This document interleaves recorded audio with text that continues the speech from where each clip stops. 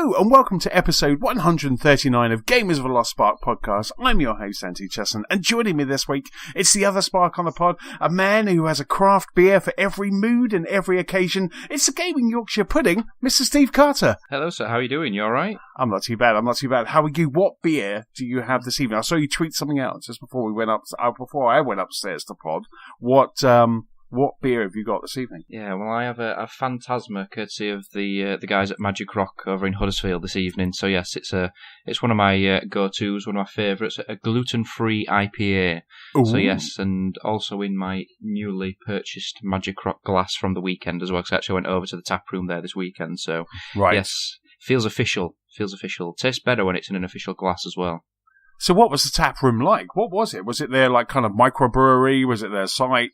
Yeah, well, it's a combination of both. So it's the brewery that's on site, but they've also got a tap room that's kind of in the same building. It's kind of got windows where you can actually see into it as well. Oh, okay. So you can actually see the vats and the sort of the brewing equipment, and they've got like like the pens that you can write on glass with that just wipes off. They've written that on the windows, say what's in the vats at the time, what they're brewing, what's coming up, that sort of thing. So it's quite cool actually. Yeah, it's a nice little tap room. There's plenty of space. It's a decent site. They do brewery tours there as well. So yeah, we just don't go to Huddersfield that often, but we were there over the weekend to help my uncle move flats. So it'd have been rude not to stop for a half pint or two on the way home. So yes, we had a nip in and had a couple of drinks while we were there. Excellent stuff. I did notice, I got a couple of emails and I noticed kind of around that beer advent calendars seem to be a thing this year. Yes. I'm kind of seeing them. I know. Last year, Manny started this fad, I'm sure, because last year I think his good lady wife created a beer advent calendar. I think he opened a beer every day on the run up to Christmas. But I'm noticing, and I noticed that Brewdog have one as well. I know that looked really cool, and they're kind of like, obviously there's a beer a day, not to be, because I like my advent calendar. I've got a lovely little wooden advent calendar that we got it last year, so this year's the first year where we're going to have to stock it, because last year it was all a surprise. Every day we didn't know what it was going to come, and it came from. Where did it come from? We got it from Fortnum and Masons. So it was like every day we were like, ooh, what posh sweets have we got today? Mm. So this time we got to stock it ourselves. Yeah, well, this, like I say, it's becoming a popular thing, and there's lots of different types of advent calendars now. There's gin advent calendars, there's beer advent calendars, there's Lego ones. I think they're doing like a pop vinyl, doing a mini Harry Potter one as well. Yes. But I've seen that. But yeah, I've actually got one of these beer advent calendars. I actually bought it from Costco. While I was there, I was looking for one for Anna because she's big on gin and she's slowly getting into beer as well. But she's more of a gin advocate, and I was looking for one, but they didn't have one. But they did have a preserves one. So for anyone who likes a preserve or two, the build up to Christmas, so a little pot of jam and preserve every day up till Christmas. So, but yeah, I have noticed that more and more people are doing these beer advent calendars. I got one from Costco, like I say, which was £30, which was quite cheap actually, which I thought, because Anna's actually seen it elsewhere for sale for around 60, and I've noticed that the Brewdog one. And also a Beavertown one I've seen. They're kind of like the £60-70 mark. Honest Brew, a couple of other companies are doing them as well. But if you do it yourself, it is quite expensive if you work it out. Because I was stood there thinking, should I, shouldn't I? Is £30 a bit too much on an advent calendar? But then I thought, well, if I did it myself, you look at your average can or bottle of beer costs £3 to £4.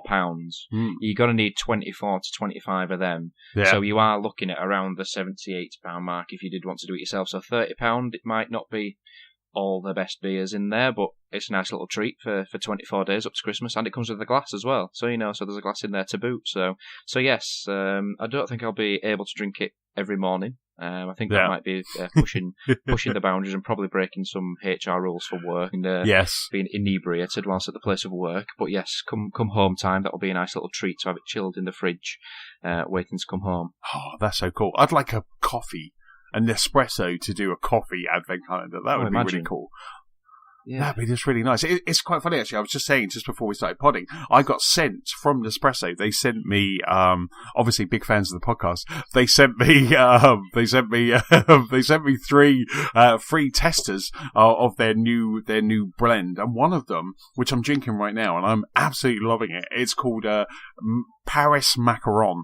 and it just tastes like it's black coffee. I don't have any milk in mine. I just have like black coffee, and it was just one pod, did a longo pour, and it just it tastes like an almond macaron. Yeah. If I had an almond macaron at the side of this coffee, it would just be oh my God, it would be amazing. You would be in France right now. It's like this. People are going to start thinking this podcast's sponsored, so, but it's not, honestly. But yeah, we're sponsored by Brewdog and Espresso. By beer, coffee, macarons, everything. But yeah, that'd be quite cool. It'd be quite feasible, actually, wouldn't it? Really, to have like a little pod in an advent calendar. If they had special ones leading up to Christmas, like Christmassy themed ones, like cinnamon ones or something. So, because I think is it you that's a fan of the pumpkin spice latte and things like that? Oh my God, yes. Yeah. So I think that'd be like your heaven, wouldn't it? Oh my God, that would be so cool. Actually, it was so funny because I am a big pumpkin spice latte fan. Although I must admit, I did actually say the words, "What do you mean you don't have sprinkles?" on Saturday. We went to Blue Water, like our big kind of shopping mall, to get a pumpkin spice. Not to get a pumpkin spice latte, to go shopping. And I kind of went up to Starbucks and I was like, a pumpkin spice latte. So I did my pumpkin spice latte is just so finicky. It is a tall or grande, extra shot, no whip, almond milk, pumpkin spice latte with extra sprinkles. So it is like I'm ticking every single box down the side of that Starbucks cup. And the girl just looked at me, she goes, "We've run out of sprinkles." And I was like, "What do you mean you've run out of sprinkles?" It was like, this is the whole idea around the pumpkin spice latte, is those sprinkles on the top. That's the cocaine of that drink. That's the crack of that drink. And she just looked at me like, "It's sprinkles and you're a grown man, go away." She wasn't having any of it. It was really funny. Nicola just walked away. It's like dragged you out. Like, yeah, exactly. But I said it in a joking way. Yeah, exactly. I said it in a joking way. I was laughing, and she found it funny. But at the same time, she was like, "Get a life, loser." Who is this guy? But she said, "Do you know who I am?" It's like, "Do you know who I am?" Yeah, that was next. Yeah. That was next. Do you know who I am? I haven't seen Chesson, God damn it. Yeah. But anyway, apart from sprinkles, how's your week been, Steve? How's things since we last caught up? Yeah, it feels like a while, doesn't it? Yeah, I think it's been a good 3 or 4 weeks now. So I think we've the Spider-Man excitement has kind of subsided since I was last on. I think that was the last time I was on, the pre-Spider-Man, wasn't it? So yes, things have settled now. But yeah, it's been good. It's been good. I've not been up to much. Apart from the usual, drinking a few beers, going to a few places. Started archery again in the last couple of weeks. That's something that I did when I was probably about 14. Did it for a few years. Probably from the age of about 12 to probably about 14, 15. I did it for a good few years and actually just left it to one side because it's one of them things that I was going through a massive growth spurt at the time. So I was like, it was kind of too inconsistent. I just kind of fell out of had a bit of a teenage sulk, I think, with it. So, but yeah, I went back a couple of weeks ago and gave it another go. So I've signed back up there. I'll be going this week, going on Friday night. So yeah, that's happened again. Which quite enjoying going back to that actually. So yeah, that's a bit of a sort of a unique and a niche hobby stroke pastime. I don't think you can call it a sport, really. I think it's classed as a sport, but it's not really. It is. I like when you see the Winter Olympics where they do the bit of skiing and then they do a bit of archery, bit of shooting. Yeah. I love that. But so do you have your own bow? Are we going to start seeing you with like a bow and arrow, kind of walking around the streets of Leeds? Do you have your own bow, or do you just pick them up from the place? Yeah, when well, you go there? I don't know them. I used to when I was a teenager. Right. I was technically a junior, as it was, when I was shooting there. But I don't yet. I'm kind of getting back into it before I commit because it's one of them things that you can spend a lot of money on when you put in buying these things because it's as cheap or as expensive as you want to make it, really. Because I was jibing Anna a little bit about it. I think I was sat on my phone one night when I was going back into it. I said, "Well, look, these are like £2,000. Like, this is like top end stuff. If you're like an Olympian, like in the Olympics or something." So, but yeah, they've got some beginner equipment which I'm using to start off with. And to be fair, to say I'd not done it in over 12, 13 years. I actually didn't think I'd done that bad. I didn't shoot anybody. Nobody died.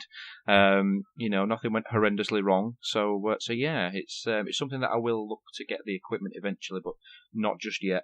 It's just one of the things. It's quite a bit of a cost. I think you're probably looking at, like I say, probably at least £200 for the sort of like the bottom end stuff, which is fine by me. I'm not, unless I suddenly find some form and start shooting, and get scouted for the next Olympics or something. I don't think there's a need to go extravagant or anything. But quite like it. Superb. So what are you kind of working on right now? Is it kind of your technique? Is it obviously just trying to get a bullseye? What are you finding? Because I just find, so when you go, do you kind of end up, do you just pay for like an hour or so, or is it a club where you kind of? It's technically a shooting club, so it's a little sort of town called Garth where I go. It's Bowman of Leeds is what the club's called. So basically they run sort of an early session and a late session. So one goes from about 6:30 till 7:30, then the one till 7:30 till 8:30. So basically you'll just pay to go. You have to pay like annual fees to be part of the club. Then you have to be part of I can't remember what it's called, but like an archery association, but it's basically to have a license to shoot, because it's like having a gun, basically. You need to have a license to say you are authorised to be shooting or to have your own equipment, because obviously it is a weapon at the end of the day. So, you need to have, the relevant memberships for that. But yeah, you just go, you turn up, literally just turn up, and then, I can't remember, I think it's 12 ends of 6 arrows a time. I think that's what is a full session, is, like a competition. I think that's what it is. I can't remember. It's either 10 or 12 ends of 6 arrows a time.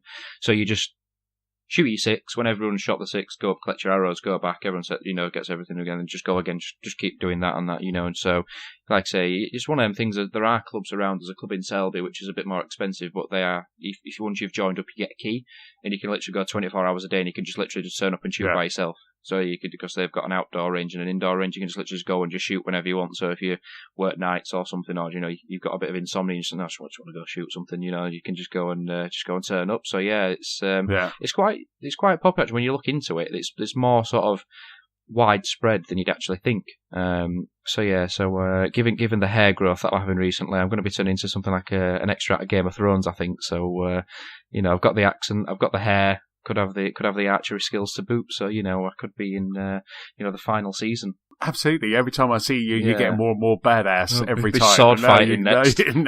Next. In the next pod, you'll have a falcon will land on your shoulder, and you'll be just like. I am from Yorkshire, so I might have a Peregrine falcon, so yes, have a kestrel, so yes. What was that book? It was Kess. Was it Kess? Yeah. So that was a Peregrine falcon. Yes. What a movie! What a movie! That was such a good book. Classic. Yeah, I remember watching that at school, like reading the book and then watching the made-for-BBC movie, I think it was. It's got the best football scene in it ever. What was that? I can't remember. When they're playing football outside with the teacher, when he's like pushing everything in, and I can't remember his name now, but then when they're playing football outside, it's freezing cold and they're just diving about and everything, saying they'll be Man United and they'll be Spurs and what have you. Oh, it's a classic. It's a classic. It's like the Queen's speech in Yorkshire. You need to watch it every Christmas Day. I just love talking to you. You just never know where it's going to go. It's a roller coaster of emotions. It's a roller coaster. That is so cool. I now want to watch Kess again. I'm going to look see if it's on Netflix or something. A 4K remake or 4K update of Kess. Oh, Barnsley in all its 4K glory. Yeah. Wow. That would just look really cool. That would look really cool in HDR. See when you come up to Yorkshire, Antony, you'll see all the sights and sounds of Yorkshire. Given that your sister lives up here. I cannot wait. Yes, indeed. That is just. I'll make sure I watch that before I go and get the flat cap out. Last of the summer wine or something. Yeah. Have you got a jacket with like elbow patches as well, something like that? Yeah. Absolutely. I'm just, my elbow patches have elbow patches. It's quite funny, actually. Today I went to a Legal Geek conference in Shoreditch, and the amount of elbow patches that were at this Legal Geek, I kind of felt that I wasn't unique, but I felt welcomed. There was a lot of elbow patches, and I got elbow patch envy. Did you compare patches? Yeah, I got envy, because one guy had like really good elbow patches. They were kind of suede, but they had a bit of pattern on as well, and I was just like, oh wow, they're good patches. I wanted to go up and compliment him on his patches. Yeah. I can't imagine just going up and just sleeve compare. It's like, oh, look at your patch, sir. Oh, yes, look at that. Yes, it's fine stitching on that patch. But I must admit, I went to like I say, I went to Shoreditch. Went to a place in Shoreditch. I can't remember what it's called. It's called. I'm just firing up my Apple Wallet. Dray Walk. The place is called. It's called Dray Walk, and it was a really good space. It looked like it was just a very kind of empty industrial kind of vibe. There was lots of different rooms. I just thought this place is perfect for like a gaming convention, for like a London gaming convention, because it is just, obviously it's in the centre of London. It's not far from Liverpool Street, and got some good bars around there as well. There were some good pubs and good bars, and so we kind of went there, and the one thing that really irks me, I went along with a colleague of mine. I went to this Legal Geek conference, seeing lots of kind of innovative new tech in the legal IT world, so the legal industry, but in the IT world. So we went along, some really good talks as well, which was really cool. And then they gave you like a voucher for free street food. So you're in Shoreditch because you get a voucher for free street food. So I kind of went around. It was raining, but I found this like biryani place. They were making biryani. So I kind of went and had a biryani. But then while I was eating, I noticed this woman had like hot wings and pulled pork. And I was like, where did you get that? She was like, She was like outside. And outside there was like about 4 food trucks. There was one called Mother Clucker. And I'm just like, if I wasn't on a diet, I would go and just kind of get more. I'd be like, I'm off. Can I have another token, please? Exactly. I'll pay for it. I don't care. But it was really cool. But it was a really good conference. Like I say, so hopefully we're going to go next year as well. But it was well worthwhile. Like I had to kind of catch up on work last night and make sure that everything was okay. But it was really worthwhile kind of taking the day out and just kind of being amongst those. You get to talk to new people, get to see new tech. The thing that I did find was that socks are the new hotness in the convention. So everyone's giving out socks. Really? Yeah. So it's like you got a product, socks. They were just, everyone had socks, and it was really interesting. Did you have any Lost Spark socks to be handed? No, but I'm going to get some. It's the next thing. It's the next thing. There'll be like on the merchandise page on the website. Exactly. For Lost Spark socks. Lost Sparks. Absolutely. So yeah, so that's what I've been up to this week. It was really cool. Like I say, it was a really good session, and really good space. I really enjoyed the space. I just sat there thinking this would make such a great like gaming convention, just because of all of the different rooms, and you just kind of, when there was a center courtyard, I was just like, yeah, this is really EGX needs to kind of come back to London and maybe kind of do something there, because I know they have the Resd, don't they? They have the Resd, which is the indie. They have that kind of once a year as well. This would be like a really good space for that. But yeah, so that's kind of what I've been up to this week.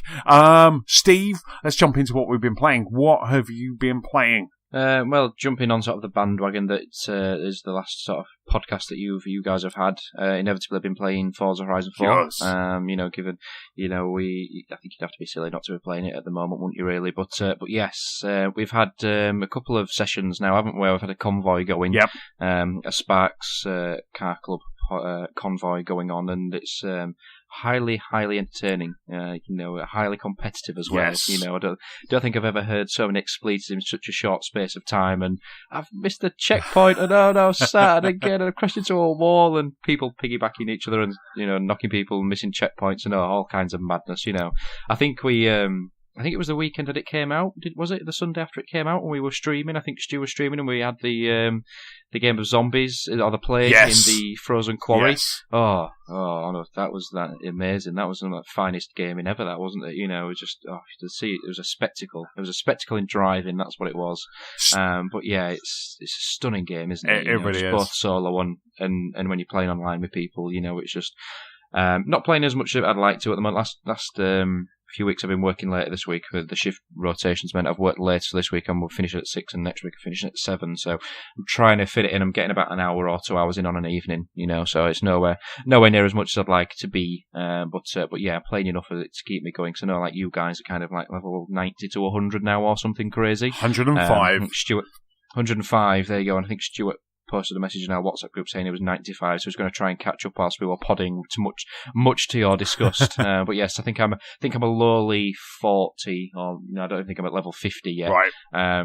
But yes, it's it's just an amazing game. It's just got so much content in there, and who'd have thought England could be such a wonderful place to drive around, Antony? It's got all the best parts of England, hasn't it? Minus the motorways and the traffic, and the M25 and the tolls and everything. But yeah, that's DLC. Yeah, extra content coming shortly. Got to pay toll fares and congestion charges and everything. But yeah, it's just how it every 5 days or so it flicks season, and then there's specific events for the season, there's barn finds for the season, you can only get certain boards in certain seasons as well. It's just everything seems to have been thought of in this one. It's like there was questions about only having one sort of Horizon Festival event or place, unlike last time where you had like one scattered ground. You don't have any of those worries. There's something to do because it literally just dropped like the last one just drops you in, off you go, away you go. You can pretty much do everything from the get go, and it's good to feel lost. It's good to have that feeling in this game that you can just drive anywhere, go anywhere, do anything. And just like I say, solo, competitively, or in a convoy. It is a great game and probably the best driving game there is out there today. It trumps everything in my eyes anyway. No, absolutely. I totally agree. I think that's it. I think, Stuart was touching on that last week where Forza Horizon kind of used to be the other game that was Forza. So you have Forza Motorsports and the other game. But now I think Forza Horizon's with 3, I thought it, obviously, because I gave it kind of my game of the year, but also with 4, I think even more so, they've really kind of cemented the fact that this is the car game to beat. It's just so much fun. It handles so well. Really interestingly, right now, what I'm trying to do is I'm going through the achievements. So what I always do with like the kind of Forza games is I allow that kind of, I look at the achievements and that's how I play the game. So I was looking at the achievements and I had to get speed boards and, so you had, there's the kind of speed camera one. So there's the 2 different speed ones. So there's one which is a speed section and one which is like a speed demon. I can't remember what they're called. And so they're the 2 that I'm chasing at the moment. But trying to do that in the winter, even though I've equipped my Koenigsegg with snow tires, trying to do that in the winter, I'm just last night, because Nicola's 4-starring, she's 4-starring Overcooked 2 on her own at the moment, because she made me cry. So I was trying to do that, but last night, just kind of playing like an hour or so of that, it was, I just kind of went, no, I can't do this, because I was trying to do the danger zones, so the jumps and the 2 speeds, and both of these kind of almost need a bit of precision. They need a lot of speed, and by kind of trying to drive across grass or whatever in the snow, you just can't do it. You just cannot control your car. So I just thought, right, I'll have to wait until Thursday when spring hits. So spring hits in a couple of days' time, and I just thought that's genius. That is absolutely genius that there are things that you can and can't do in the game because of their seasons, but they're going to rotate that into the next week. And it just made me smile, because I just thought this is fantastic that I can do it, but it's going to be incredibly tricky. So I just wait a couple of days, and now I'll have nice, clear, open, dry-ish roads. Yeah, and that's it. But it doesn't feel like that it's a way of keeping you in the game or making it any longer than it needs to be, does it? Because there's so much else that you can go out and do there, like you say. Because it's not a case of, there's only like 5 things you can do, and then one has to be this season, one has to be the next. Like you say, there's the 220 boards or something. There's the 532 roads that you need to find. All sorts of things. And I've noticed this. Which for certain can't boards, find. which he's illegitimately acquired the achievement for. But we won't touch on that. But yeah, like you say, like the boards on like top of the church and things. There's ramps that come in certain seasons for that in there. And like you say, you just have to. I'll just have to come back for that next week or whenever.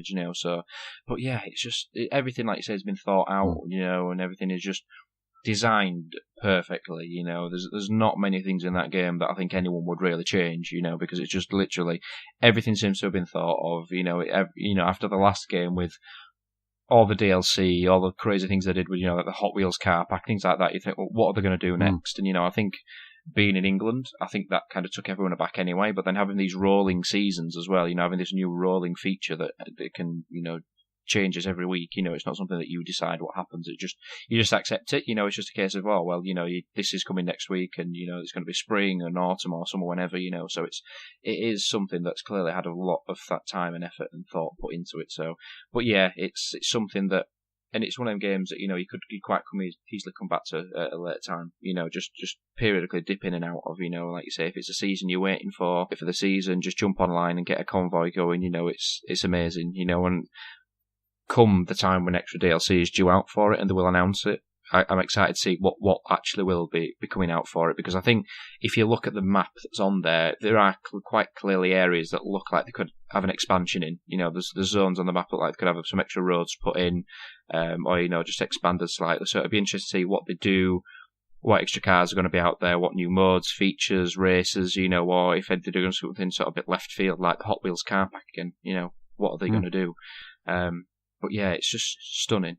And don't forget, when we had DLC for Forza Horizon 3, there was always taking you to a different map as well, weren't they? So the Blizzard Mountain or the Hot Wheels, you went to a certain place and then you went to that other map, so they could even kind of, incorporate London into that, because it wouldn't fit into that map, but maybe it would. Maybe it just fit down kind of, come down south and then it's there, and that would just be amazing to have the City of London in that, because the graphics are stunning. I am, at the moment, because I'm just parking, pun intended, because I'm parking the speed traps, what I'm doing is doing some of the story modes, because there's an achievement for stars in the story mode. So what I'm doing, I'm just going through some of the stories, and one of them it's called like the best high-speed rental or something like that, and it's in Scotland. So you're just taking out these real high-performance cars and doing things like racing to a point, or not going below 108 miles an hour, which is great fun. So there's a car that they give you, I think it might be a McLaren or something like that, and you have to race to a point, but you cannot go below 105 miles per hour. And what happens is, when you dip below 105, it then kind of puts a counter on the screen, and you then have 8 seconds to get back to that, or you fail that challenge.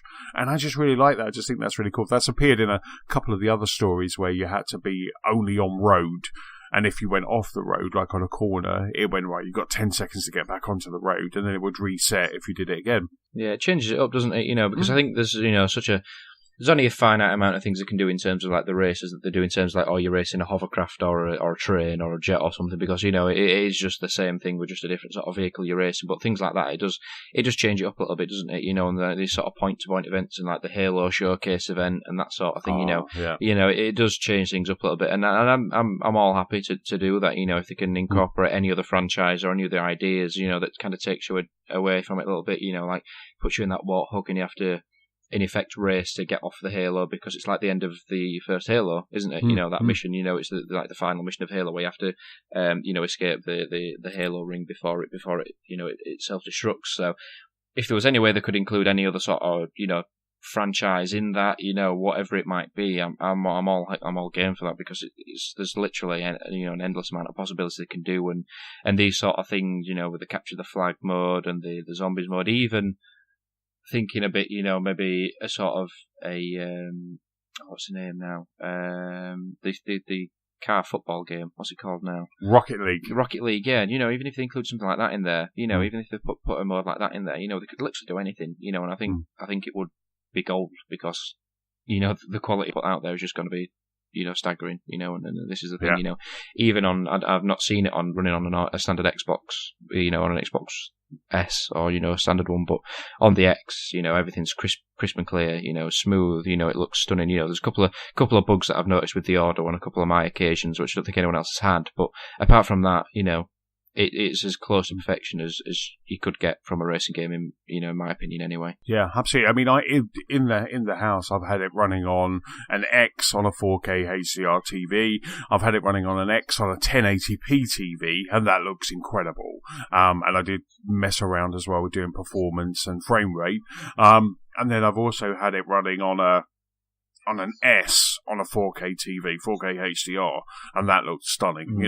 All of those different permutations, the game just continues to just amaze me. Even like when I was on the 1080p but running an X, I just sat there like, it looks amazing. I don't know how it looks, because it almost looks like it's 4K, but it's obviously scaled down, because the Xbox One X is going, here's 4K, but the TV's going, I can only go up to 1080p. I'm still on that search. I'm still looking for that kind of 32-inch 4K HDR TV. I saw a monitor the other day. LG are doing a monitor, which is a 4K HDR monitor.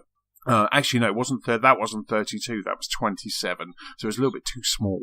I kind of want that 30, 32 sweet spots, and it will happen, because I'm sure eventually all TVs will be 4K HDR TVs, similar to as they were HD TVs. It came to a point where everything was 1080p, because you always need that small TV market as well, don't you?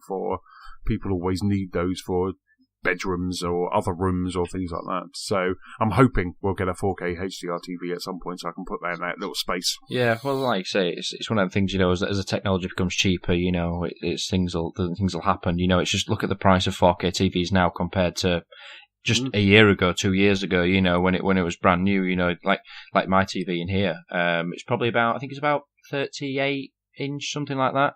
I think that only set me back about maybe £380, £400, something like that. So it's it's 4K, it's HDR. It was reduced at the time, but even still, if you think, like I said, 2 years ago, you'd be looking at £1,000 for a 4K telly. The thing that I used to judge, when I first bought my first HD TV, it was 19 inches. It was £350 from Argos.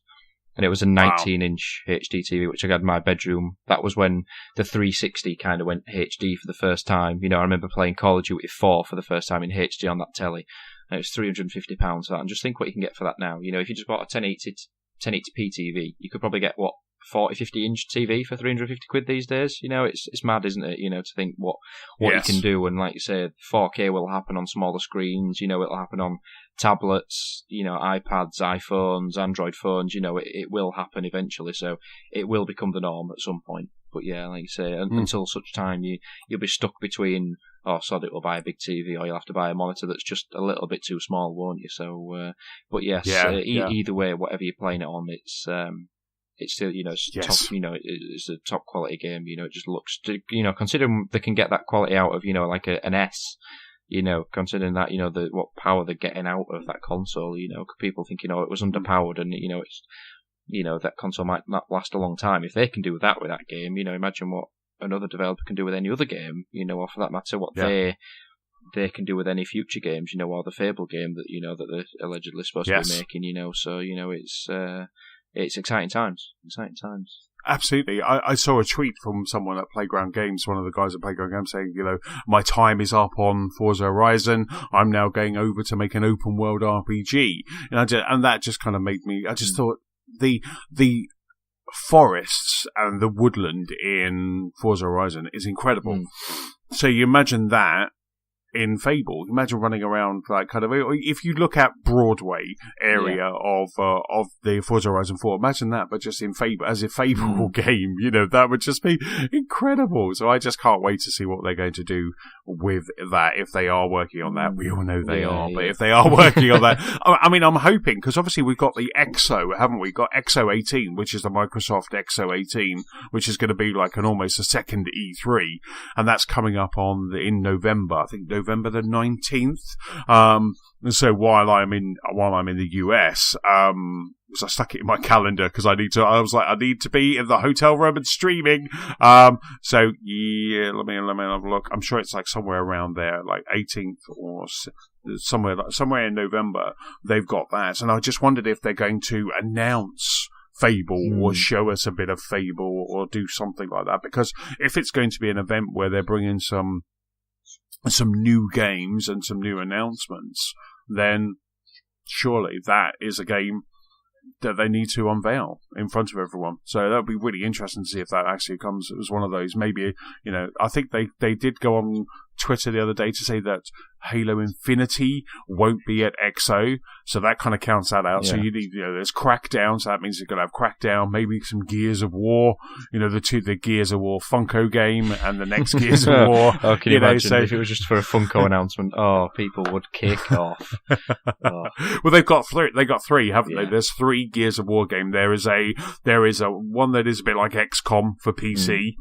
There is the next Gears game for Xbox and PC, and then you've got the Funko game for mobile. Yeah.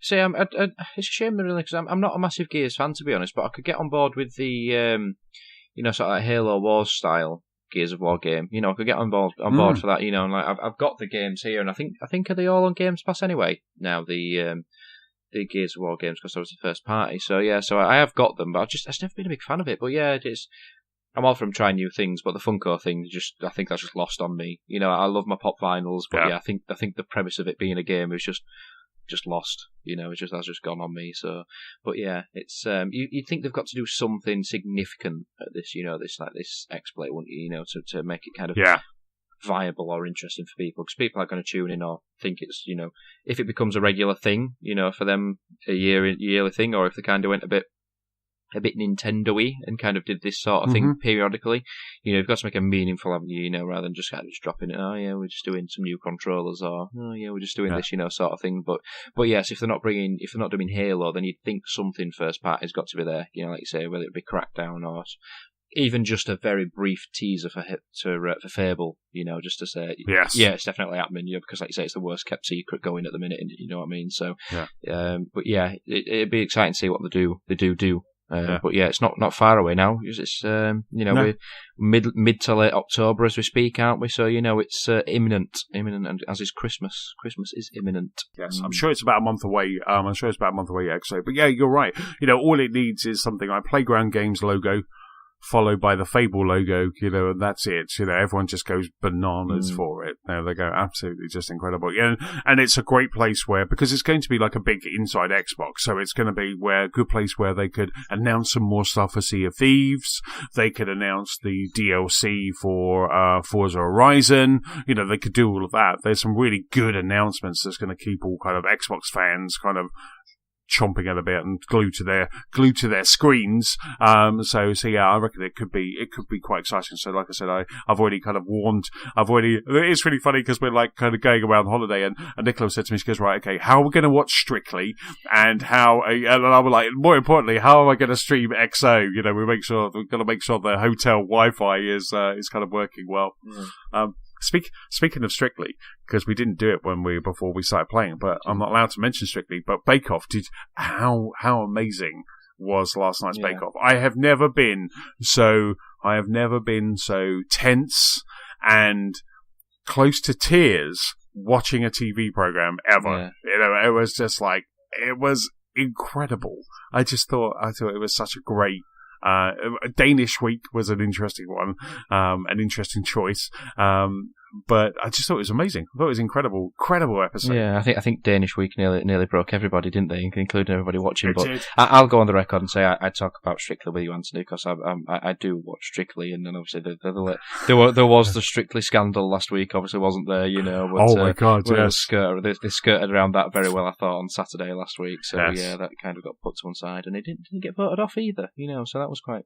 No. I was surprised at that. I thought it was going to go one or two ways. People either keep him in now just to mug the BBC off, or they'll either vote him out. Do you know what I mean? So I thought that was going to go one or two ways, but he seems to be still quite popular, Sean, doesn't he? After all said and done, but I think people acknowledge that goes on Strictly now, don't they? Everyone knows that this happens, but they've just been caught out on it. Because there was Molly and AJ last year. There's been also Natasha Kaplinsky and Brendan all those years ago. There's been all sorts of people that have had flings. So it's not surprising, given that how intimately they dance and how close they get while they sing. But I'm not saying it's excusable, but to kind of get caught on video for an extensive period of time is a bit silly, really. I know they didn't plan it, but yes, you think they'd be a bit more discreet about it, wouldn't you? But anyway, but yeah, Bake Off, yes, yes. I think I sat there with my jaw on the floor when it finished. When it was just like, I said, "What? Did this just happen? Did this just happen?" Should we put a sort of a bit in here where we say spoilers and people can dial out? Because I think if nobody's watched it, they're probably dialing out now anyway. They're talking about Bake Off. I'm just turning it off. I'm not tuning back in ever again. Yeah. But the bit where Kim Joy cried. Oh, I know. She was a broken woman. Oh my god. Oh my god, that just honestly, just seeing Kim Jong crying, I just sat there. I was just like, I was so close to tears. I was just like, it's like, I don't like seeing people cry. No one does unless you're a monster. But there's something about Kim Jong kind of crying that just kind of really you've got Bryony who just cries all the time. She's just like crying. Every shot, you just see her crying all the time. But just seeing her, and you saw Rahul and Manon, they're all crying. And it was really funny. Ruby was just at the back, like nailing it and not crying whatsoever. Yeah. So I like Ruby. She's really good. I think my favourites are kind of like Kim Joy. And I think for the final, I'd like to see someone like Kim Joy, Rahul, and maybe kind of, I don't know. I just want them all now. I just want them all just to stay there. Yeah, well, Ruby was really ropey to start with, though, wasn't she? It's just like, I think she was very, very lucky that people were just slightly worse than her week in, week out. Because I think, because she obviously got Star Baker this week, so it's, for somebody, he'd managed to do a decent job in Danish week, but yeah, I thought that was really just out of the blue, of all people to kind of get Star Baker. You'd have thought she would have been nailed on to be the person to go this week, wouldn't you? Really, you would say, looking backwards, she's probably the worst one that was there. But the one thing I'd say about this year is, I don't know if you keep up to date with the Bake Off's Twitter account and things. I think they've absolutely nailed it this year. That their Twitter account, really? Just all the memes that they share and all the the images that they have. Like you say, just the Kim Joy thing. There's just pictures of. A picture of Kim Joy saying Kim Joy, the one they're saying Kim Sad, and it's a picture of her crying, just things like that. And when Rahul pulls his faces, when he makes a mess, when he turned that blender on and the flour went everywhere, and just like an American Office style, just panned at the camera, and then when he spilt that water and things, it's just, I think they've done an amazing job this year, and but yeah, I literally had goosebumps like this. It was just like, I was that shocked when this and Rahul didn't go home. I was like, huh? What? Because I was like, he can't. I was like, he can't go home. He's the chosen one. He's bound to win it. He's destined to win it. So I was like, if he goes, he will go. I can't watch the rest of it. I can't live in a world where Rahul's not on the Bake Off. It's not a life worth living. But yes, I think that divided the sparks in the WhatsApp group last night as well. I think it was a combination of outrage and I think we decided to have this conversation quite late on as well on the WhatsApp group. I think Thomas was on the verge of throwing his new founded Danish pan at Antony from a distance, because you come on the side of that Manon should have gone home, and James was on the camp of that Rahul should have gone home. And I tend to agree with the Rahul should have really gone home camp, because I say, it was a tough one. Because it was a tough one. She, Manon did do things that were more French than Danish, but she did make things that were edible. Whereas Rahul she made a pan au chocolat. Yeah. She made a pan au chocolat and a croissant in Danish week. And it was just like, and the worst of all of that is that James Thomas sent me a Tim Curry eye roll meme. And I was like, oh, that cuts, that hurts. He's kind of sharing his disdain with me with Tim Curry. How dare you do that? Very few words were exchanged last night, and I think it might have been a good thing. I don't think he's speaking to you yet since, is he? But yes, like you say, it was one of them things. By that logic, I was saying today at work that he couldn't have just turned up. He could have just had a day off and it'd have gone through by that logic, So, yeah, like you say, it was a very, very, very tough decision. Very close run thing, and I think they broke everybody last night. I don't think anyone was safe, because Rahul was a defeated man, wasn't he? You could tell that he just didn't want to be there, did he? After the first, because after he's done so well, I don't think he's really had any criticism up to press, has he really? So I think he was a little bit deflated, bless him. He seems like a delicate little flower, does Rahul. He seems like a lovely guy, but I think Noel's humour is weighted on him. I think he's, he's never watched Star Wars. I know that it went down a peg or two in my estimations last night. Like a lead balloon, that Joe, didn't it? He's like, oh, I'm Yoda and you're Luke, and he's like, Like, what's a Yoda? What's a Yoda? And, again, that was something that the Bake Off Twitter account, they'd photoshopped Rahul onto Luke's body and Noel's head onto Yoda in his backpack, carrying him on his back. So yeah, but he just seems superb. He seems like a nice guy. He just seems like a really nice guy, and I think we said before when he on the intro when earlier in the series, like, oh, Rahul just likes to bake to make friends. It's like, why are there not more people like you in the world? Where are all the Rahuls in the world, So exactly. But yes, it'll be interesting. After the controversy, it went down a storm on Twitter as well. I don't know if you looked, but I just searched Great British Bake Off in my search bar on Twitter, and just looking at all the reactions, I think there was going to be a lynch mob outside the tent. It's Yes, it's sad to see Manon go. Sad to see Manon because she was really good. I thought she was really good. So some of the things that she'd done were amazing. So yes, with a wheelie, what was a wagon wheelies or a wheelie wagons? A wheelie wagon, and she did that amazing ginger cake as well. It's just like, it was amazing. Because we were a bit late because Nicola was playing Overcooked 2, and so she was like, one more go. Don't take that controller from me. And so we kind of, I think we started watching it about 8:45, because normally we start watching about like 8:20. So by the end, we're kind of in line with Twitter and then that sort of stuff. But we watched it at like 8:45. We started watching it, so I kind of stayed off Twitter because I didn't want it to be spoiled. But it was amazing. I mean, bringing it back to games, because that's what we do. How cool would it be if like a little Easter egg was the Bake Off tent? Oh, it was just somewhere in Forza Horizon. Can you imagine? Just in the middle of a field somewhere. Yeah. There's a bonus board on the top of it or something, or you could drive through it. Yeah, that'd be amazing. Yes. That'd be so cool. Or you drive inside and then it's the whole tent and there's a bonus board there. That would be just so cool. Yeah, maybe we should do that. Maybe we should tweet that when we've done. We should design games, Antony. We should design games. We should design Easter eggs, cool chopskis to put into games. So, apart from Forza, Steve, what else have you been playing? Not much beyond Forza. But I've dipped into a couple of things. Since we last spoke, my copy of Spider-Man did turn up from Boomerang. The copy that I won for the Twitter competition. That turned up. I haven't played much of that, to be honest with you. I think I have in terms of time, but not in terms of progression. Because I've just been swinging around. That I haven't played it for a couple of weeks now, but I'm just swinging around, getting backpack.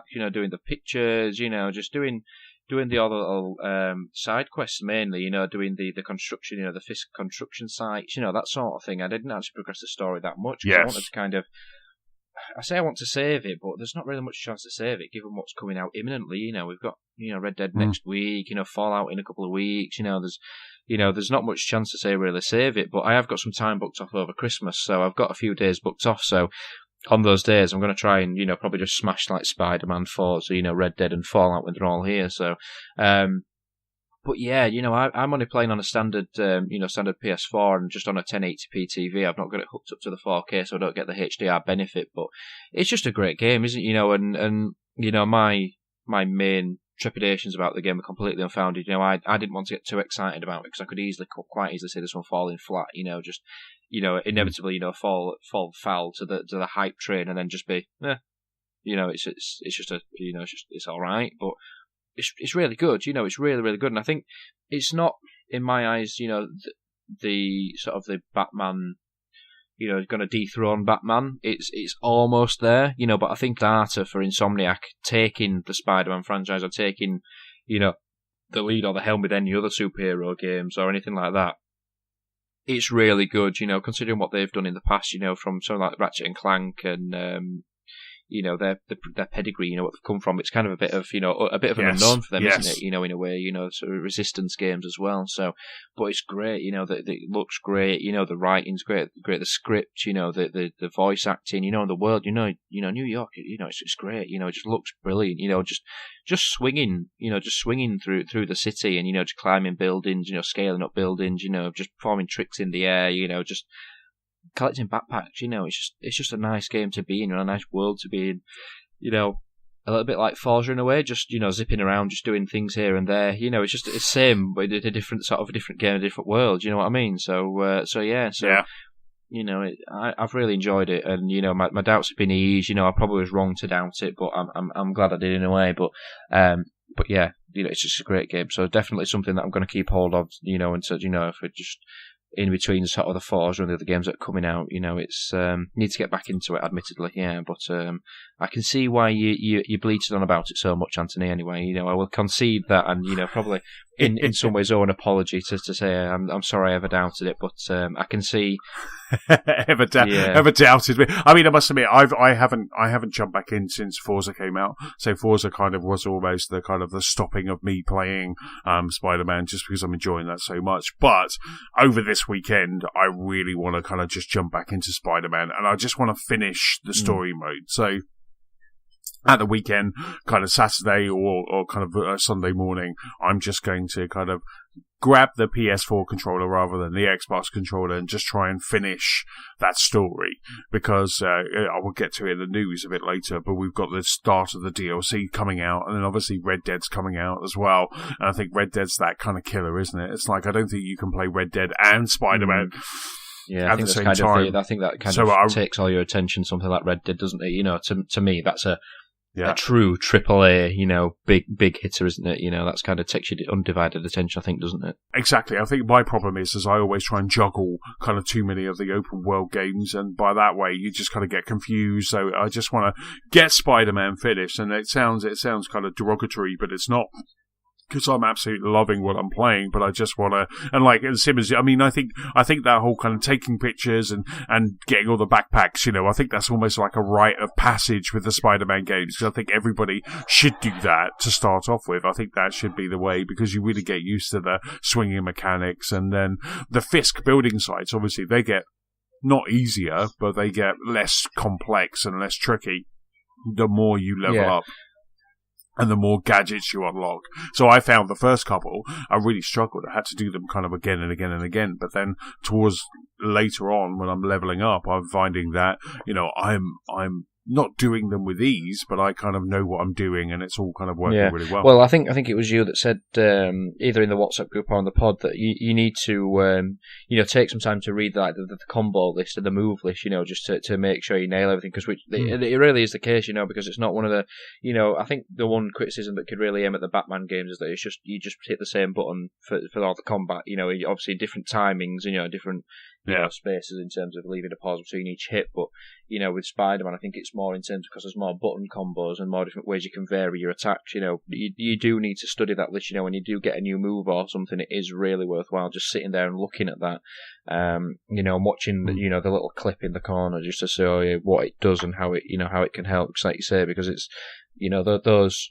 Like you said, that the building sites become more challenging in a way, but the more you level up and the more moves you unlock and the more gadgets you have, you know, the easier they become to actually, you know, to complete, you know. So it is, you know, it is challenging in one way, but it rewards you if you do take the time to learn the mechanics and learn how to take certain enemies down, you know, the ones with electric buttons, you know, if you upgrade your web powers, you can disarm them, you know, you can take the button out of their hands, you know, you can jump over shields, you know, and hit them with it, or, you know, an enemy that you've bound in your web, you can pick them up and throw them, you know, so that there are different ways to do it, you know, so it is really worth, you know, taking that time to learn it before you do take on the harder missions, and the like you say, the more difficult sections of the game as well. Absolutely. And one thing that I always like doing, especially with the building sites, and later on you'll see this as well, is just try and do as many as I can stealthily. Yeah. You know, so try and do that. Where you saw it in the very first E3 trailer, where the Spider-Man kind of grabs them and then webs them and just has them dangling. And I try and do that. I try and kind of similar to Batman, where you would go through kind of, you know, from section to section, try and take them down those ones where no one else can see them. Because obviously as soon as someone can see you, that's it. It's all over. You know, they'll take you out. But try and kind of take an area, do all the stealth kills first, or the stealth kind of takedowns, and then go in for it. And I just found that, again, listening to a podcast or something like that, and just playing that, it's just so much fun. Yeah, and it's, you know, I think it'll get kind of ignored or not ignored or forgotten about come the end of the age, you know, when sort of the Game of the Year accolades coming out, you know, because I think it's, you know, it's not a huge game compared to, you know, like your likes of Forza or your Red Deads or your Fallouts, but I think it does need to be in contention for that, because of just, you like saying, you know, what it is, and, you know, who's developed it, you know, the amount of work that's gone into it, you know, and just considering that, you know, yes, it's an open world game, but these sort of superhero genres, you know, they're very, very difficult to do right. You know, if you look at, you know, the Spider-Man games we've had in the past, you know, the best ones are from, you know, like PS2, GameCube, Xbox, them sort of days, you know. So, you know, the same could have been said for Batman until, you know, the Arkham games came out. You know, it was years since we had a good Batman game or a superhero game. So, admittedly, like I say, I don't think it would, well, it's yet to be seen. I don't think it will, come the end of the year, be my game of the year, but I think it deserves some plaudits and, you know, to be up there come the time of those discussions, to be in serious contention for such accolades for this year. Yeah, no, absolutely. I totally agree. Agree. So what else has been kind of in your Xbox? The other thing that I've been playing, and admittedly very, very briefly, only been playing, my copy of We Happy Few turned up from Boomerang this last week.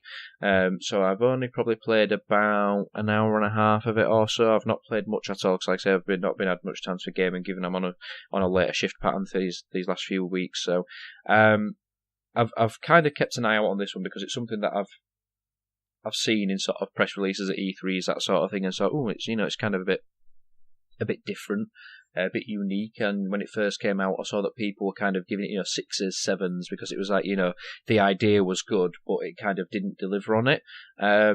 Early on, I can kind of see that in terms of the performance of the game, certainly, because it doesn't. I've noticed already there's quite an extensive run time in terms of loading screens, the performance of it in terms of, frame rate, there has a bit of screen time, that sort of thing, so I can understand it, but I've not really had a chance to dig any further into it beyond the sort of the opening sequence yet. And the best way to describe it so far is a Bioshock that's set in a stereotypical English setting post-war, in terms of that people are being drugged, in terms of, they're taking joy tablets to make everybody happy, which obviously is the equivalent of the title there. And your title character, I think he plays an Arthur, I think he plays Arthur. He kind of goes off his meds in terms of he stops taking the happy pills, the happy tablets, and he kind of starts seeing everything for what it is, because I think the premise, which I think I'll come across later on, is that people are taking these happy pills, and people are convinced that things are all rosy, fine and dandy, and they actually start believing things are fine. They see things for a bit rose-tinted spectacle, that the things aren't what they seem, and I think it's your job to kind of pretend you're in that population, that you are taking these tablets. You're fitting into the crowd, but you are trying to find out what's going on, because you do become very quickly in the start of the game, you do become very quickly expelled because somebody discovers that you aren't taking the joy tablets anymore. Then you get chased, and then you find yourself just having to survive. Yes. And like I say, I've not dug into it very deeply at all. I've not got very far into it, just because I haven't had the time yet. But it does look like a very interesting concept in terms of where it will go. Because like I say, it is a bit sort of Bioshocky in terms of the population have gone a bit mental because they've been on these drugs or these medical experiments and this sort of thing. And like I say, it's very British, very stereotypical English, English Tea Party, that sort of thing. But yeah, it's it'll be interesting to see where it goes, and if it has the staying power for me to finish the full thing, depending on where it is. 'Cause I think it's a case of sneaking around, finding these secrets, trying to find out what's happened to people, where have they disappeared to, why did they disappear, have they been murdered, have they commit suicide, because this is what these this medication people to do, or not being on this medication is driving people to do. So, but yeah, it's interesting, I'll say that, it's kind of, it got a little hook in there. Like I say, whether it's got the staying power for me to last the full, the full game. I don't know how long it actually is meant to last. I've not really looked into that, but yes, it's an interesting one. So yeah, so I'll hopefully come round to that one. But like I say, it's just everything's just struggling to get time in with Forza. It's just taken over completely. And probably once we finish recording, I'll probably just switch the Xbox on for a quick hour or so and just have a quick blast on Forza.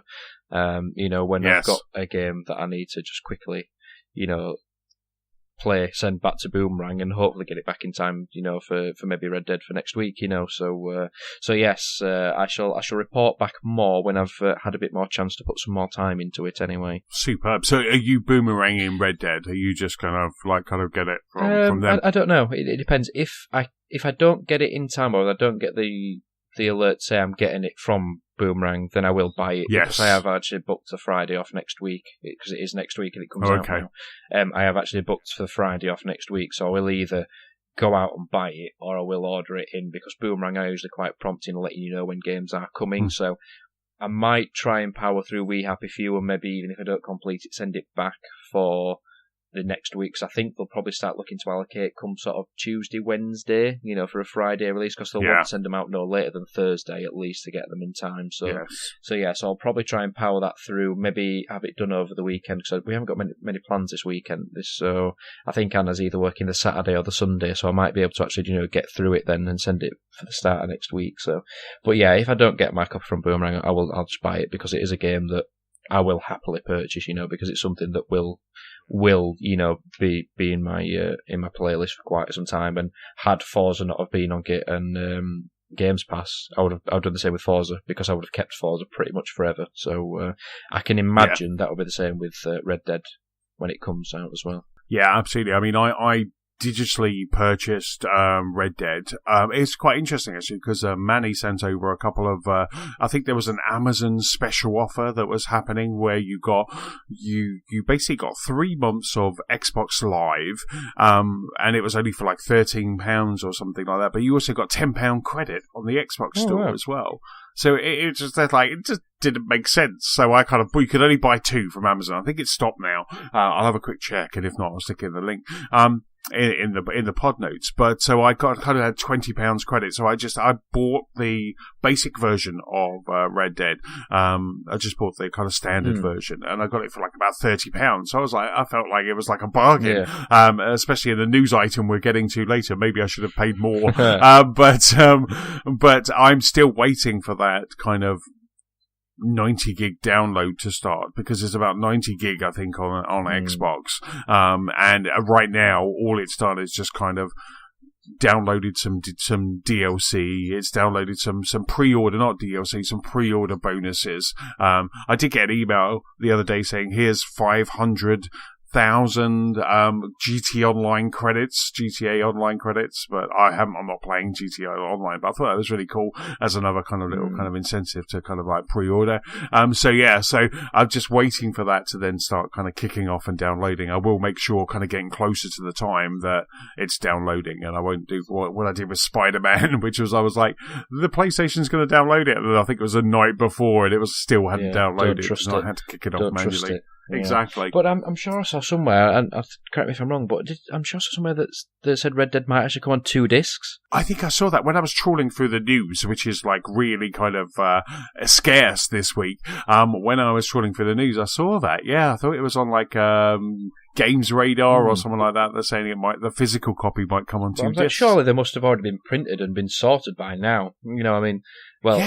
Yes. If it's still coming out next week, Mr. Thomas has got a theory that it's not going to be out next week, but I'd like to think so, given that we are a week and a half or a week and 2 days away now. As a week and change, absolutely. Wednesday, and it's coming out the following Friday. So I think things could change, but it would be a very, very, very late announcement, wouldn't it? And I'd like to think that if it was going to be delayed, they'd have said something by now. Because, like I say, if I've booked a day off for work next week, just for nothing, If we just play more Forza. I mean, there's a trailer coming, because Red Dead's like so kind of important and kind of hyped that there's actually there was an announcement that a trailer's coming tomorrow. You can imagine if that trailer kind of finished and it was like coming January 7th, 2019, everyone would just rage, it's just because so many people have got out of the way. We had Call of Duty came out last week. Well, that normally comes out in November, but that's got out of the way of Red Dead. That's got out of the way of Red Dead, and so other games have moved to next year. Didn't Fallout move as well or something else moved a week or something, didn't it? Something moved by a week or 2, didn't it? But yeah, how weird is it to have Call of Duty come out in October? That just doesn't feel right, does it? No. Doesn't feel normal. It's always around my nephew's birthday, which is kind of like mid-November. So it's always like kind of around that time. So just having it come out, it just feels like you're later on in the year. It's just so. Well, yes, that's the power that Red Dead or indeed Rockstar have, isn't it? So that's just what they do to the industry. They just send it there. Yeah, like you say, if all these other companies had made these plans and really it was all a facade, and it's like, yes, we're coming out next year now. Yeah, can you imagine? Exactly. I haven't seen. I don't know if Rockstar do that, but I haven't seen any review copies. I haven't heard any podcasts saying that they've got review copies yet, and I haven't seen kind of any in the kind of PR things that we get. Kind of like, oh, copies of Red Dead are available. I haven't seen any of that. So, maybe Thomas's kind of prediction will come true. And it's like, who knows? In his swimming in his developer circles as he does, maybe he has some hidden gems that he's not really telling us on. He's not coming to the front with them. Yeah, absolutely. Oh, that reminds me. Speaking of Mr. James Thomas, he did a really cool stream last night.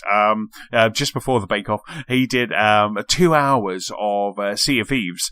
So he streamed on the Rare, Twitch, Mixer, YouTube, and it was a really good one. It was showing off the cargo runs, which is kind of one of the things that James was working on. And it showed off the cargo runs, and that looks like great fun. I think we need to I think there's rumblings in the Sea of Thieves WhatsApp group about kind of jumping back in, but that's definitely something that I wouldn't mind doing, because like James showed kind of putting the bottles, how you got to be delicate with the bottles, keep the plants watered. They had almost the bottom part of their brigantine was submerged in water, and then also you've got to protect the cloth as well, because if you get the cloth wet, it gets devalued.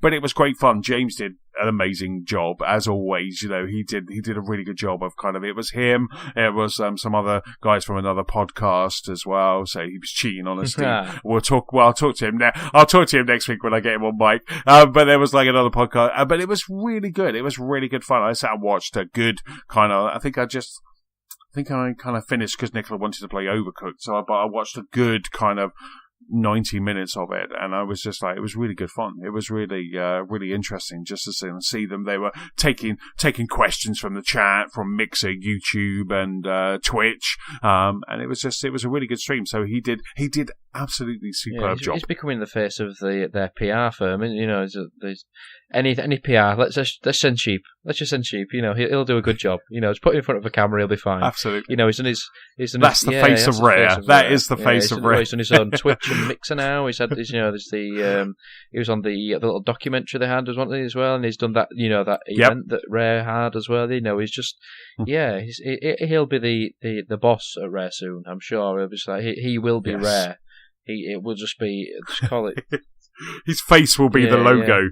Yeah. A cartoon version of his face will be the logo. I said I need to get him some Lost Spark t-shirts. If he's going to be kind of front and centre, I need to get him Lost Spark t-shirts. We need to get some more shout-outs, I think, and some more publicity, if that is the case. Yes. Definitely. Or maybe I can talk him into getting another tattoo. He's got a whole other arm that he hasn't got tattooed. Maybe like Lost Spark podcast, now available on iTunes, Spotify, and YouTube. Oh, imagine. Right, on that note, let's jump into the news. But before we get into these, don't forget you can actually rate, review, and subscribe to this podcast on iTunes, Spotify, and YouTube. So let's jump in the news section. As we're saying, the news is pretty sparse this week, but Rockstar devs are feeling the crunch. And also Spidey is getting some new suits. But Steve, let's talk about some Red Dead. So in news that might make some people quiver, people who work for Rockstar anyway, there's been some inside information, which I say in inverted commas, come out this week, that have come about saying that leading up to, which whether Red Dead comes out next week or not, leading up to the crunch time of release for Red Dead, that some of the staff have been working 100-hour weeks. This quote says, to try and make the game, finished, or finish the game, make it ready for release. Needless to say, some people aren't happy about it, which is understandable. Nobody wants to work a 100-hour week. I think in this, Rockstar have tried to retract, some of the statements, actually put some clarity on it, and try and shed a bit of light on the fact that they are trying to show them in a better light that this wasn't happening. But yeah, I'm kind of a bit 50-50 on this one, if I'm being honest. I kind of see the point in terms of, yes, nobody should be working that many hours a week, and I should only know from working with a company that shall remain nameless, the way I used to work 70 hours a week for. It's not fun, and nobody wants to work that amount of weeks. But if you look at the flip side of it, when it comes to the inevitable crunch time of a game development, you know that the amount of hours you're going to be putting in probably will ramp up, and it is that thing, most companies probably go through these times where there are certain periods of the year where you accept that, do you know what, I may have to put some more hours in than is normally required, and, production companies probably go through the same. I know at my company now, when it gets busy, it's in my contract that I may have to work more hours than I'm contracted to, should it get to that level. So I kind of see it from both sides of it, really, and it's these things where it's an inside source says, this sort of thing, and I know these things, people don't always want to come out to protect themselves, but I always take these sort of things with a little bit of a pinch of salt, and whether it is actually true or not, or, somebody's got the wrong end of the stick or got a bit of information and, twisted it a little bit, so, but yeah, it's, like I say, I see it from both sides, and I think in our WhatsApp group when we mentioned what we were talking about, I think James, I think he kind of, sees it a little bit that when it comes to these crunch times or where a game's come out and it needs a patch or it needs some work, that, you know what, you will have to work some overtime to fix it, which I think he's experienced in his time with Sea of Thieves, hasn't he? That when these patches have come out, things maybe not have gone right, there's things that need to be fixed, there's a lot more testing and development and things that need to go into it. But for a game like Red Dead, there's a statement saying the finished game includes 300,000 animations, 500,000 lines of dialogue, reams and reams of code, it's, they've probably made 70 versions of the game, and I think I saw somewhere this week saying that the game, or the story, lasts 60 hours, this game is going to take a lot of development time. It is bound to take a lot of time. And like I say, if these people have been working 100-hour weeks, then, I really do feel for them. I imagine that in some variety they will be paid or remunerated for that. But, it's, I don't know. I don't know how to take it. I don't know how you see it. But like I say, I think objectively, I think I kind of can see it from both sides of the fence, really. Oh, absolutely. I mean, Dan Hauser, who is the person who kind of made this comment, who is one of the co-founders of Rockstar, he obviously said this comment during an interview going, we're working, I think his actual kind of comment was, we're working 100-hour weeks several times in 2018. And what he's actually referring to is him and two other writers who are writing the dialogue to this game. They kind of have some time throughout 2018 where they have just been hankered down in a room and they've been writing along. And, my entire job is projects. I work on projects. I'm a program manager and I deal with all different types of projects. And when we are rolling out projects, we are there until midnight sometimes. We had an upgrade project a couple of years ago, and the only time we could only actually start working at 6 o'clock because we had to upgrade everybody's PC. And I work in a firm where we've got 1,500 users. So, we did it office by office, and we were there until 4 o'clock in the morning. And that's from starting at 9 o'clock in the morning all the way through. And so we did that, this time last year, we were onboarding a new company into my company, and I went up to Manchester and I worked 24 hours. I didn't stop. I didn't sleep. I got to Manchester on Sunday, and then I had my jobs to do. I was project managing it, so I had to make sure that data was moving around. And one of our infrastructure guys was struggling to update and install all the PCs, so I just gave him a hand, and I got to Manchester at 12 o'clock in the afternoon on Sunday, and I went to the hotel at 10 o'clock on Monday, and I didn't sleep, so sometimes you've got to do it. But I do that because I'm passionate about my job. And I think Dan, when he's walking this back later, he does say across the company, which is Rockstar, we have some senior people who work hard purely because they're passionate about the project. And he also goes on to say that we don't expect juniors or senior people to work this length. And I do feel like I'm a bit like you. No one should have to work 100-hour week, because that is 14 hours, 6 days a week. And for some, as much as we love games and we love movies, no one should do that for our pleasure, because that doesn't only affect you physically, it affects you mentally as well. And when I, going back to that day that I worked and I didn't sleep, the next day, when I was in meetings, I ended up having to leave Manchester at I think I left Manchester about midday because I was almost falling asleep in meetings. I got to that point where I closed my eye, I blinked, and then I was like, did I just fall asleep? Yeah. I was that tired, so I just went, and I just kind of went to bed and I just went to sleep. And having to kind of then do that again the following week and just keep doing that, nobody should do that. That shouldn't be. So, but I do feel like that kind of Dan's comments have been kind of taken out a bit out of context. And obviously, if this is happening, this is a big game. It takes Rockstar 5 years to create a game. So right now they are in that crazy crunch mode, and people shouldn't be made to work that long. But I'm sure right now everybody's really just enthusiastic about their product and they want to get it out. They're probably excited.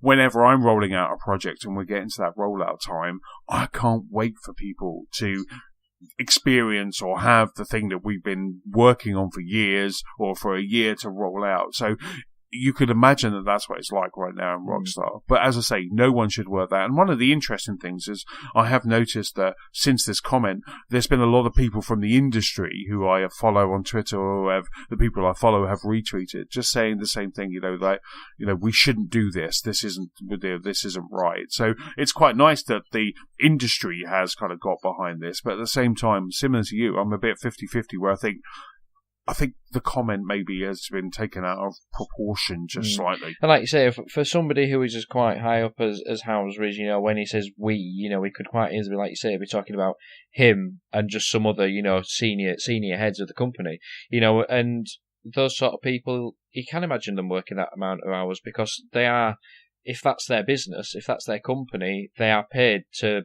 be concerned about that for that length of time, because it's like the company I work for is a small business. In terms of the size of the company, in terms of the amount of employees, but it's big in terms of like revenue and what it does. But the owner of our company, Neil, I'm sure he's always thinking about work. Probably 20 hours a day. He's always doing something for work. And when it's your company and when it's your baby or when it's your child in a way, that's what you've got to do. You have to be thinking about it that much time, and and again, it depends on what people think about work, isn't it? Because if that involves some work from home, some remote working, or like you say, just jotting things down or working on different ideas, well into the night at home, that sort of thing. It's like you say, the senior heads, you can expect it because if it's their neck on the line, then they've got to make sure these things are going ahead and running smoothly, haven't they? Like you say, people who are potentially a lower or junior level, they shouldn't be working that many hours, and I'd sincerely like to think that that's not everybody that's working there, everyone working 100-hour weeks, but I can understand it certain times of the year, and leading up to this crunch time where the game's imminently about to launch, I can see them being, we really need to make sure this is done, we really need,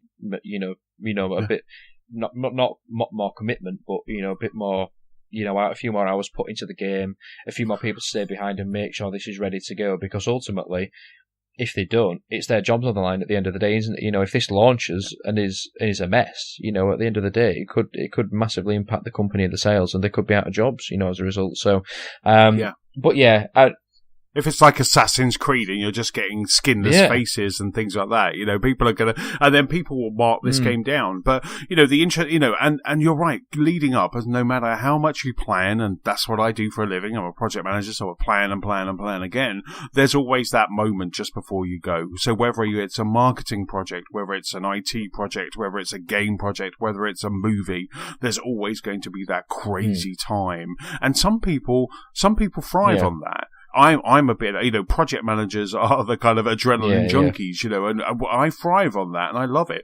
But just me being there until 10, 11 o'clock at night doesn't mean that everyone else has to be there, and me being there 24 hours, we sent everybody else home. It was only me and another guy that did that. We sent everybody else home. It's like, it's Sunday. We've got this. Go home. We wish we hadn't, because we'd have got to our beds in our hotel room a lot sooner if we had, but we sent those people home. And the projects I'm working on, where I've been in from 9 and then we're rolling out until midnight, 1 o'clock, a lot of those people that are doing that, they don't turn up to work until 4 because we know we've got a late night, So there is all of that, and that's all part and parcel in every walk of life.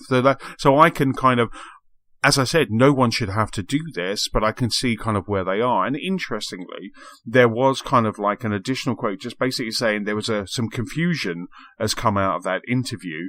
And they basically just said, after working on the game for 7 years, it's come from Dan Hauser, the senior writing team, which consists of 4 people, Mike, Rupert, Laszlo, and myself, had, as we always do, 3 weeks of intense work. So that's kind of 3 weeks, not years, where we work together, and they've been doing this for like about 12 years now, where they do kind of do those 100-hour things. So, and obviously, what Dan Hauser's doing in that interview is going, yeah, we're working hundreds of hours, and he's trying to hype. He's hyping his game.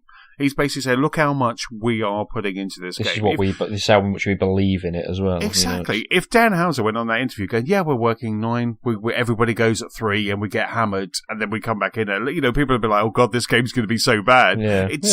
We'll finish hard. It when we finish it. Yeah, exactly. That's probably Rockstar anyway. We've been waiting so long for this, but, but, you're damned if you do, you're damned if you don't, and it's interesting because Dan Hauser doesn't do a lot of interviews, and I can see why now, because whenever he says everything, it gets picked apart. Now, I'm not, poor Dan Hauser, but I'm not saying that, but I'm just saying that, we need to kind of take these things in context, people, we really do, and I'm hoping that there aren't developers there kind of, tired, fatigued, can't go home because they're being made, because that would just be awful, and that kind of that would taint the game somewhat. But I just kind of feel that instead of that, there's a studio full of passionate people who want to give us the best damn cowboy experience that we've got in a week and change.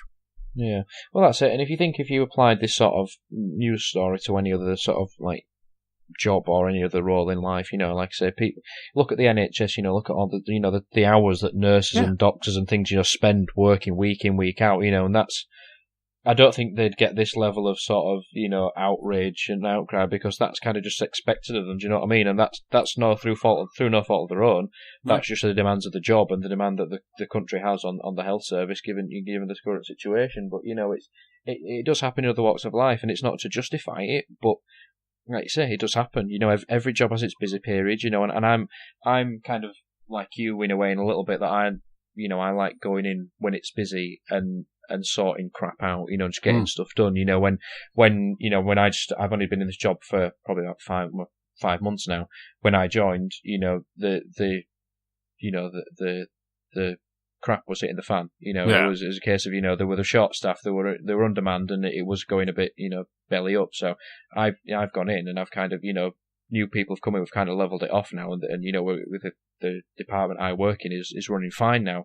And I'm like you in a way, that I like doing that. I like being against it, because at the end of the day, it's on you to make that change. It's all right going in a job and just this is my daily job, la-di-da, but when that's up, when you're passionate about what you're doing, when you've got a point to prove and you've got a name to make for yourself, it's what you do. It's what you do. When you enjoy a company you work for, or the thing you're working on, in some ways you are willing to put this time in, like these people are, and like all those other people in other jobs are putting in, like doctors, nurses. They clearly do it because they enjoy the job they're in. Then they enjoy doing what they do, and these people clearly enjoy doing what they do. In terms of like you say, Hauser and the other guys at Rockstar. They're passionate about it, so that's what they do. They're doing it for a reason. So it's not that they're forced to do it. And I'd hate to think that people are forced to do it. I'd say that they are probably, a lot of people are strongly coerced into working extra hours. But at the end of the day, it would be for their own benefit. I'm sure it would be for their own benefit. And like you say, their time back will be given at the period when they're quietish, when they've stopped working on, Red Dead for a time, when there's maybe a couple of months between projects before they start working on something else. Say, right, well, you can now have your time back, you can have a week off or whatever it may be. I'd sincerely hope, if that is the case, that this will happen, but we shall see. Like you say, you can see why he's a bit reluctant to do these sort of interviews when what he is saying has been latched onto and taken out of proportion, and other people are jumping on the bandwagon from like unknown sources saying, oh yeah, it's true what he's saying, I've been working in these terrible conditions, blah blah blah, and it's like, well, are you? Are you just doing it to jump on the bandwagon? Are you just doing it to either to make a name for yourself, or to get some money out of an interview, an anonymous interview, for a news story? So but we'll see. We shall see. When Red Dead comes out, if it comes out next week, something might come out afterwards. But yeah, I'm still excited for it. Cause like I say, I can see it from both sides of the fence. But whether there's much to it or not, I don't think we'll ever know. But I always stay a bit cynical with these sort of things anyway.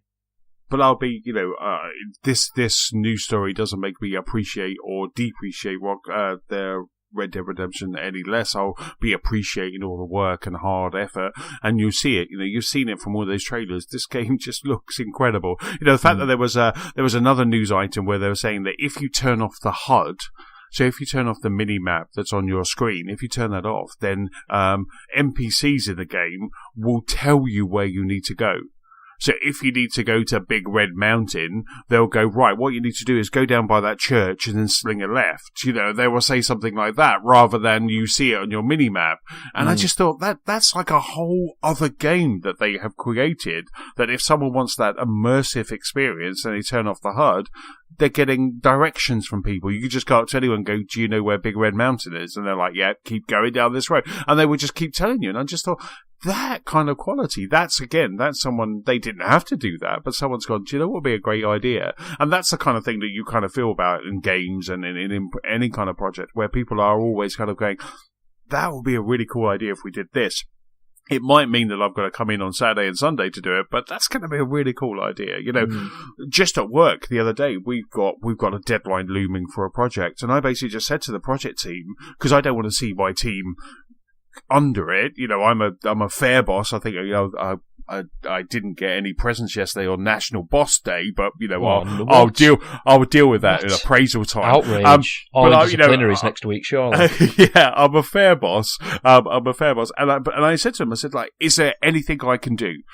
Give me some menial tasks. Give me an XML that you need me to update, schemas that you need. Just give me anything. I'll happily sit at home until 10, 11, 12 o'clock at night doing that to help you guys. I was just like, use me. My day is normally packed with meetings, but use me because I'm happy to do that. I'm excited to do that. And that's kind of how I'm hoping, it may be in rose tinting glasses, I'm hoping that that's kind of what Rocksteady's like. It's like, do you know what? I'm just going to stay here for another couple of hours because I've almost kind of done the horse poop animation, so I'm always sorted on it, that sort of stuff. I'm just hoping that that's kind of what people are doing, and they are all hyped and stoked because this game is coming out soon.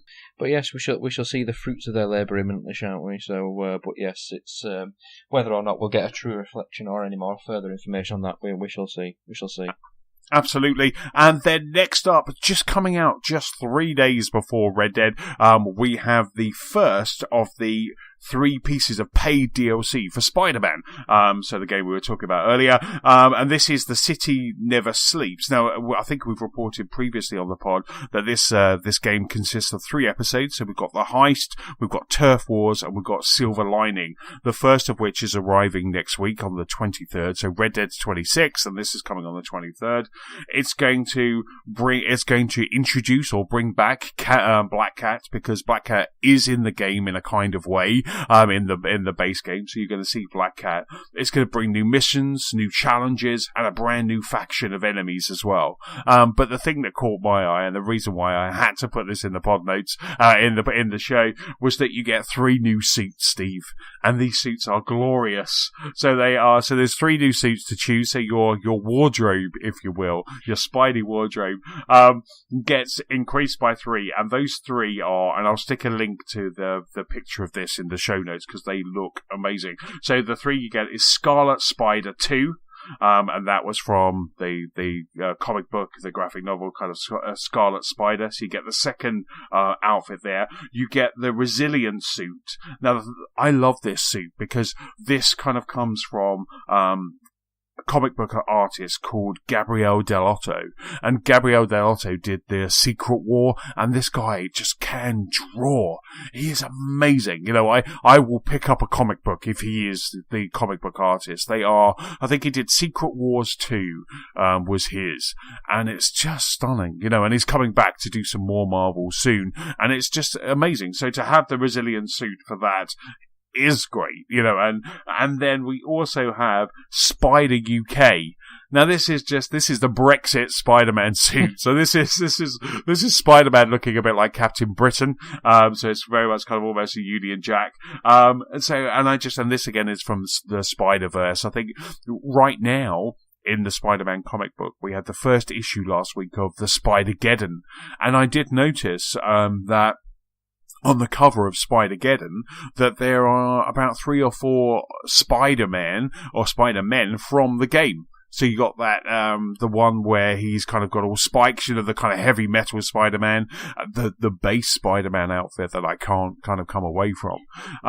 But just seeing these new outfits kind of does cement that what I'm going to do is once I've finished the storyline, which will be this weekend, I'm then going to do the rest of it just randomly choosing different outfits. So the Resilience suit and also the Spider UK, I think those two I'm going to be rocking and just having fun with it after that. Because right now, if I choose any other suit, I just kind of, it feels wrong, it feels weird, it feels odd, and I just go back to that default one, which is amazing. I really like that default one.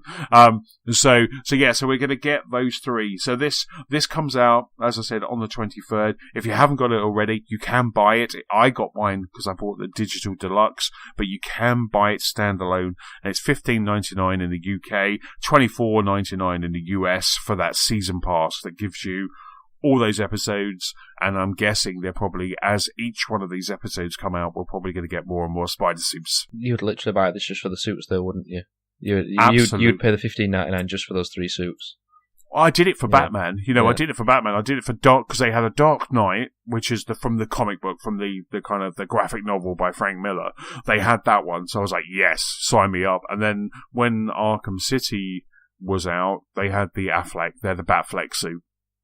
Yeah. I'm like, yeah, again. And they had the Batman animated series as well. They had that as well. So, yeah. So, like I say, there's something broken about me that just doesn't want to play anything but default box art Spider-Man until I finish the game. But once I've done that, I'm just going to be, every time I go in, maybe I'll make myself choose a different Spider-Man every time. A bit like James, because I think James was saying on the stream yesterday that every time he goes into Sea of Thieves, he randoms his outfit. So he buys lots of outfits, and one of the funny things on that stream, and I'll put a link to that actually in the show notes. One of the funny things on the stream was James was saying that he asked the guys who kind of can see behind the scenes if they had kind of what they saw from his character from his time, and they just went, "You buy a lot of hats." So it was just like, and it's just connoisseur really of the hat. He is. So Thomas is a fine connoisseur of hats, but that just really made me chuckle. It made me chuckle a lot. But yeah, so I'm definitely going to kind of try out Spider UK and Resilient Spider and Scarlet Spider 2. So I love this. So what are you rocking in Spider-Man? Are you doing the default one, or are you messing it up? No, I think I've changed it. Like he's dressed in, it's like all black, where he's dressed in like a heist outfit, where he's like got a balaclava on and like a black hoodie and things like that, and like black trousers. Oh, okay, yeah. I rocked that one. I thought he looked a bit sort of off-piste, as it were. But yeah, I'm not sort of. You're not purist like me. You're not purist, shall we say? Yeah. Where you have to rigidly stay in the original suit. But that Resilient one, is the Resilient one the one that looks a bit Iron Man-y, like the metallic one on the picture that I've just seen there? Is that one that's in this DLC? Because that looks quite good, that actually. Well, no, I mean, you do actually get the Infinity War Spider-Man suit is in the game, right? Okay. Yeah. And one of the unlocks. You've seen Infinity War, haven't you? Yes. So you know where he's kind of spoiler alert. You know where he kind of almost, when he first gets it, basically all these arms pop out like spider arms. Yeah. That's a move in Spider-Man the game. Right. Okay. So you can actually, when you unlock that suit, you get that move. Yeah. Which is pretty cool. Yeah. But yes, like I say, I've not progressed the story a lot in the Spider-Man. I've just been more doing the backpacks and things. So I have got quite a lot of the the icon tokens and the sort of like the tech tokens you need to upgrade in the backpack tokens, that sort of thing. But I went for the sort of the burglar Spider-Man. He looks like, I think it looks like his a hoodlum is about to break in somewhere. But yes, I went that one. But yeah, I must admit, all the suits in the game, they look pretty cool. Like you say, there's a lot in there. It's kind of a bit of a homage to all the Spidey fans like yourself out there, isn't it? With all the different ones in the comics. The ones that are coming up in the comics, Infinity War, etc. Classic Spider-Man. So, but yes, it's. I don't know if I'll get the DLC, but yeah, it's if the suits were in the game, I'd like that shiny suit that he's got there. But yes, and I think I'd need a significant price drop on the DLC before I jump in, because to me it's a little bit soon for after it's come out for DLC. Yes. If you've not paid for like the Uber edition or bought the season pass like you, I think, considering it came out last month, is it now, since September? A month afterwards, or just over a month afterwards, we're getting paid for DLC.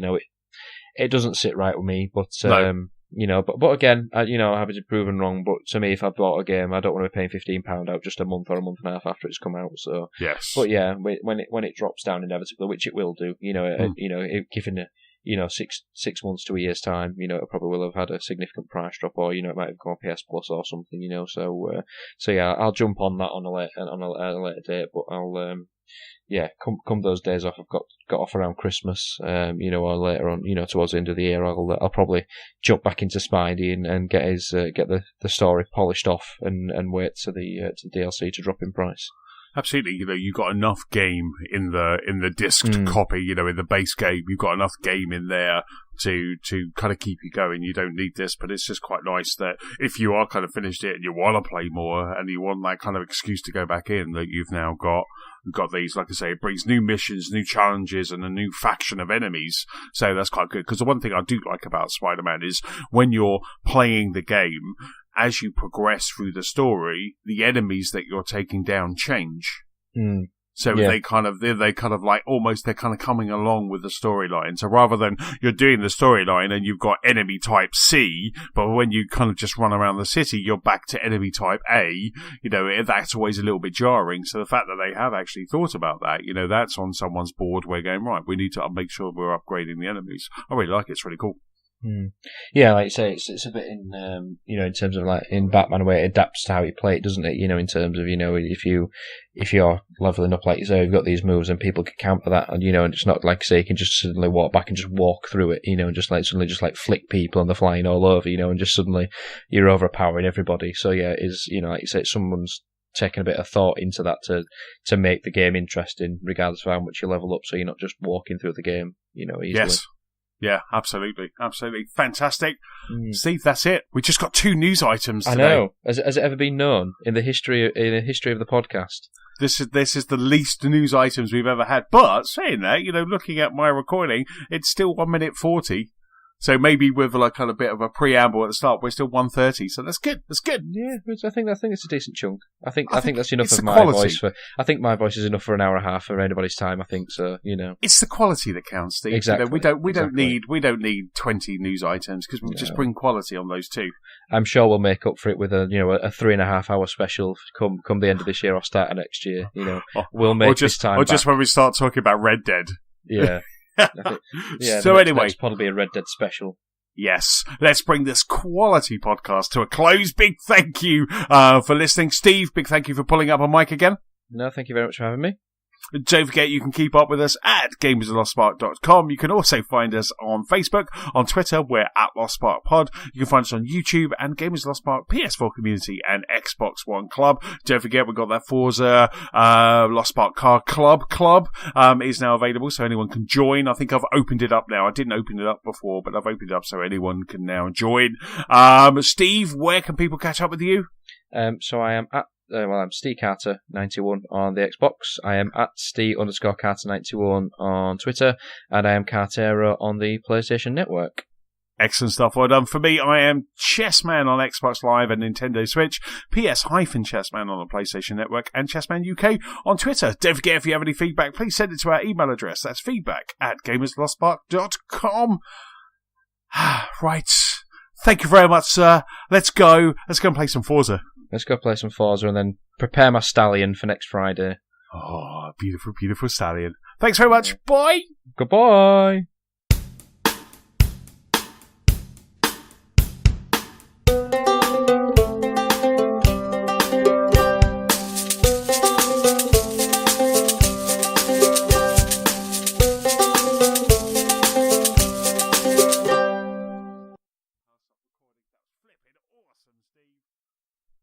I can't believe you pulled Kess out of the bag there.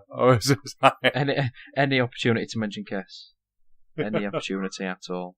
A true Yorkshire icon. You're a true Yorkshire icon, well, Steve. Some might say